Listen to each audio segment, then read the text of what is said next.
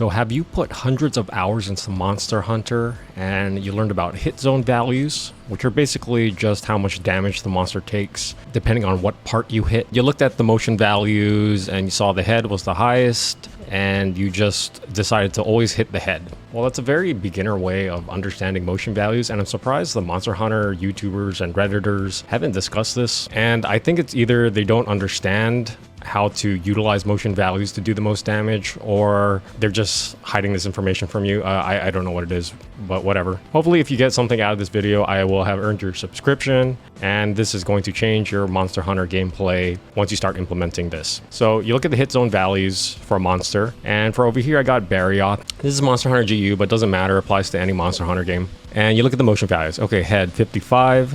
That just means 55% of your damage goes through and is transferred to the head.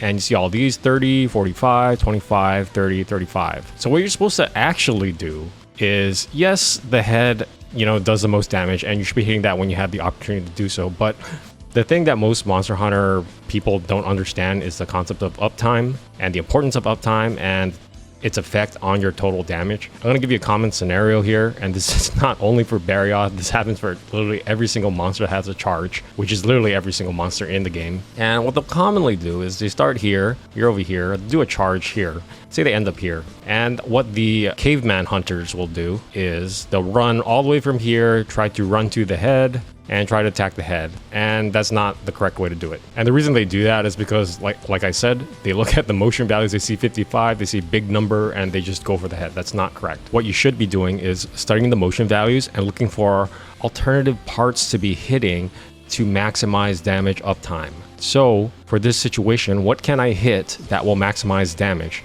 Well, here, look at this, hind legs 35. So what I could do is just run to the hind legs, spend less frames getting to that part and hitting the hind legs instead, rather than spending twice as much time to run to the head just to hit it. All right, we're gonna show with math why this works. So let's just take Sword and Shield, and I'll do a great sword example as well. So let's do the Monster Hunter GU Sword and Shield combo for maximum damage. So advancing, return, downside, lateral return, okay? That is 6 hits. I'm going to take the motion value for all of those hits at 15. All right, so let's take the scenario where you're hitting the back leg. So that would be a motion value of 15 times the hit zone value of 0.35, and you do about 5.25 damage per hit. You multiply that by the total number of hits, which is 6 in this case. So that's 31.5 total damage if you were to hit the back leg of the Barioth. Now let's take the other situation where you try to run all the way to the head after the monster does its charge. And let's say you're only really able to get 2 hits in, because the time it takes to run here is also incredibly long. And let's say the monster starts to raise its head in such a way that you can really only get 2 hits off. So let's do it again. 15 times the motion value of the head this time, which is 0.55,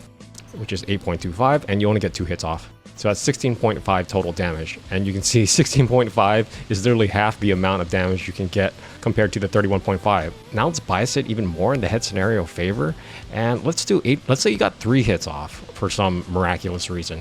Times 3, and that's only 24.75 damage compared to the 31.5 damage. That's still less damage than if you were just to go for the hind leg. All right, let's take the greatsword example. Greatsword is simple. It only has a 2-hit combo, which is draw slash into strong charge slash, and the motion values for greatsword for the draw slash are 48, and for strong charge slash it's 65. So let's just take the exact same very common scenario again. So let's say you're trying to go for the head, but the amount of time it takes to run from here to here and hit the head, let's say you're only able to get off the draw slash. So that would be 45 times 0.55.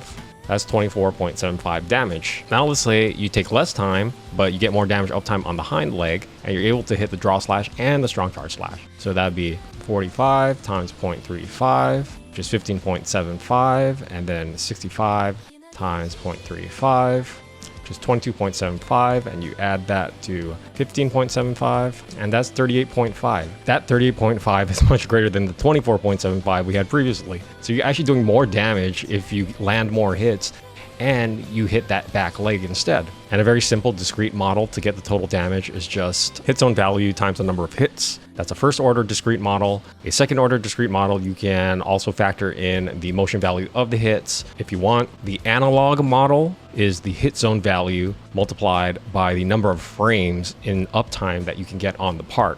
Frames is just time. You can use frames or time in seconds. It doesn't matter. It's the analog model. So I hope this got you thinking about how hit zone values are not just meant to be, oh, this is the biggest number, I only hit this. That's the most elementary, basic way to understand hit zone values. And if you're trying to become a better hunter, you're supposed to be analyzing all of the hit zone values to see, for every given scenario that the monster gives you, what is the best choice and best part to hit in terms of opportunity costs that you can deal the most damage. Hope you enjoyed. Thanks for watching.